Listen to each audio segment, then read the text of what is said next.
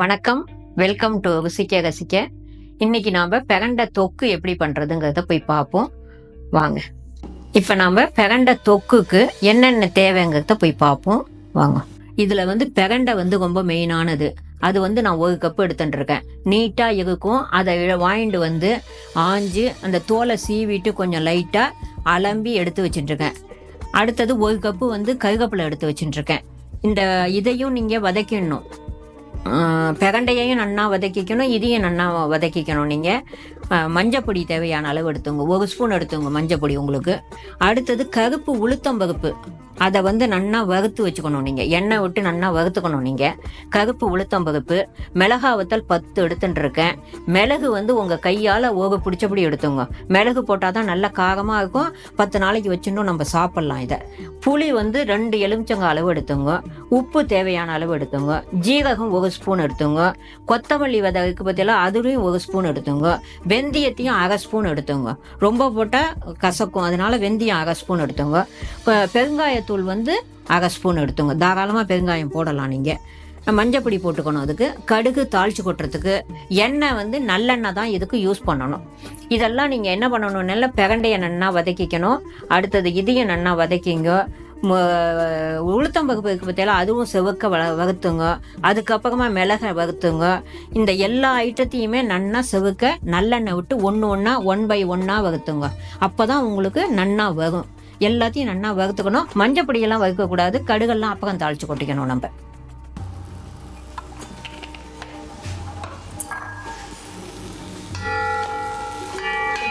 இப்போ பிரண்டையனா நல்லெண்ணெய் விட்டு நன்னா வதக்கிறேன். இந்த கிரீன் இருக்கு பற்றியெல்லாம் இந்த கிரீன் கொஞ்சம் மாறணும். கலர் மாறினா தான் உங்களுக்கு நன்னா இருக்கும்.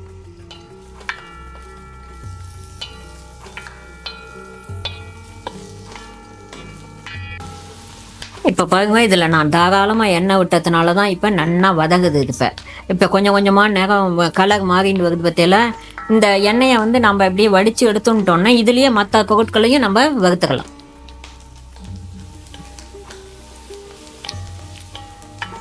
இப்போ இது நன்னா வதக்கி எடுத்து பாருங்க.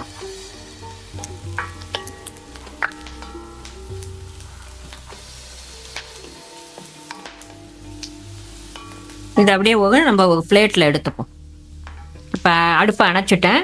இது அப்படியே வடிகட்டி எண்ணெய் மற்ற பொருட்களையும் வறுத்துக்கலாம். அதுக்காக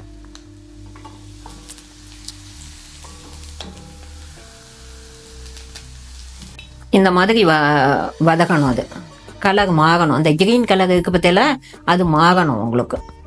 இதுலேயே நம்ம இப்போ உளுத்தம்பருப்பு,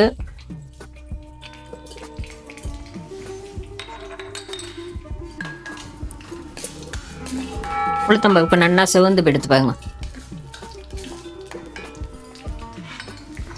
இப்போ மிளகு போட்டுக்கலாம்.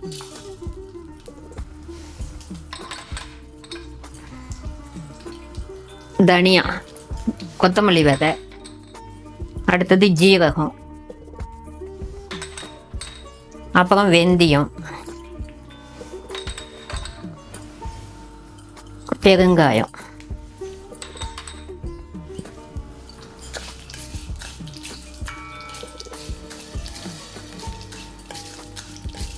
நான் முதல்ல இதை தனித்தனியாக வறுத்துட்டேன். கொஞ்சம் கொஞ்சம் வறுத்துண்டு அதுக்கப்புறமா அந்த பிரண்டையோட எண்ணெயிலேயே இதை போட்டு வதக்கிக்கிறேன். நான் இப்போ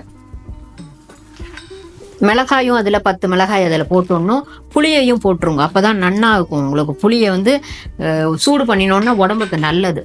அதனால் இப்படி பண்ணிடணும் எல்லாத்தையும். இப்போ நம்ம இதை அப்படியே ஆற வைப்போம். ஆற வச்சுட்டு நம்ம என்ன பண்ணணும், இதை ஆறினோடனே மிக்சியில் போட்டு நல்லா நைஸாக அரைச்சிக்கணும். அதுக்கப்புறமா தொக்கு எப்படி கலக்குதுங்கிறத காட்டுறேன். இப்போ நான் கச்சிட்டியை வச்சு அந்த கச்சிட்டி நல்லா சூடான பிறகு நல்லெண்ணெய் விட்டுருக்கேன். ஒரு குழம்பு கரண்டியால் 1.5 கரண்டி நல்லெண்ணெய் விட்டுருக்கேன். இது நல்லா எண்ணெய் காஞ்ச பிறகு நம்ம கடுகு போடுவோம்.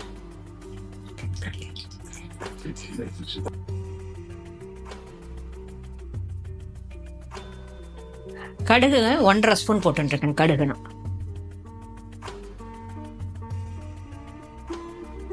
இப்போ கடுகு இது நல்லா வெடிச்சுடுத்து. இப்போ இதை வறுத்து வச்சேன் இல்லையா, பிரண்டை கருவேப்பிலை எல்லாத்தையும் வறுத்தா தான் நல்லா நெய்ஸாக அரைச்சிருக்கேன். கொஞ்சம் ஜலம் விட்டு நெய்ஸாக அரைச்சி வச்சுட்டுருக்கேன். அதை இதில் போடுவோம்.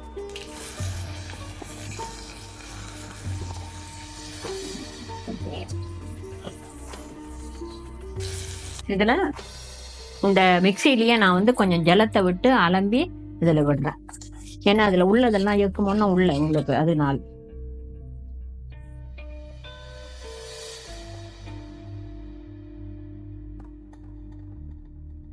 இப்போ இதில் மஞ்சப்பொடி 1 ஸ்பூன் எடுத்து வச்சேன் இல்லையா, அதையும் போட்டுருங்க. மஞ்சப்பொடியை. வெல்லம் வந்து நான் வந்து அச்சு வெள்ளத்தில் பாதி அச்சு வெல்லம் போடுறேன். உங்களுக்கு வெல்லம் போட்டால் தான் இது நன்னா இருக்கும். அதனால கொஞ்சம் வெல்லம் போடுங்க நீங்களும்.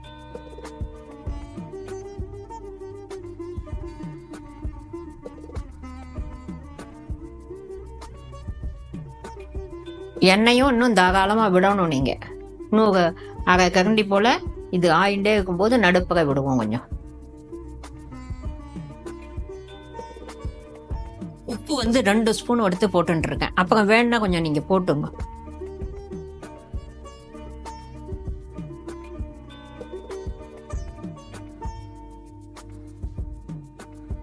உப்பு போட்டாச்சு, மஞ்சப்பொடி போட்டாச்சு, வெல்லம் போட்டாச்சு. இது அப்படியே கொஞ்ச நாள் அப்படியே கொதிக்கட்டும். ஒரு 5 நிமிஷம் போல் கொதிக்கணும். உங்களுக்கு நல்ல தொக்கு மாதிரி வரணும். இப்போ ஒன்று கலரினாக்க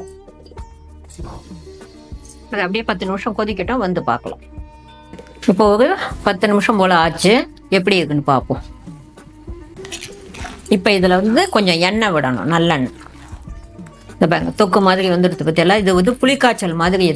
இதை டெய்லி நீங்கள் வந்து சூடான சாதத்தில் 1 ஸ்பூனை போட்டுண்டு 2 பிடிச்சபடி சாதம் நீங்கள் சாப்பிட்டேன்னா மூட்டு வலி, அந்த முதுகு வலியெல்லாம் இருக்காது. உடம்பு வலி வராது இது சாப்பிட்டாக்க. பிரண்டை அவ்வளவு நல்லது நமக்கு. நல்லெண்ணெய் தாராளமாக விடுங்க. முன்னாடி 1.5 கரண்டி விட்டேன்னா குழம்பு கரண்டியால், இப்போ ஒரு அரை கரண்டி விட்டுருக்கேன்.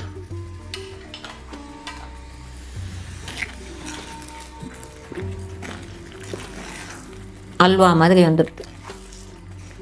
இப்போ ஆயிடுத்து நன்னா இது குழம்பு உங்களுக்கு தொக்கு. இதை வந்து இப்போ அணைச்சிடுவோம் அடுப்பு.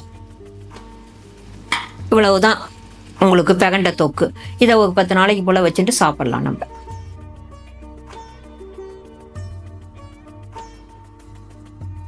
இப்போ நான் வந்து பிரண்டை தொக்கு எப்படி பண்ணுறதுன்னு உங்களுக்கு காமிச்சேன். இதே போலயே நீங்களும் செஞ்சு சாப்பிட்டு பாருங்க. அது எப்படி இருந்ததுன்னு எனக்கும் சொல்லுங்க கமெண்ட்ஸில். நன்றி, வணக்கம்.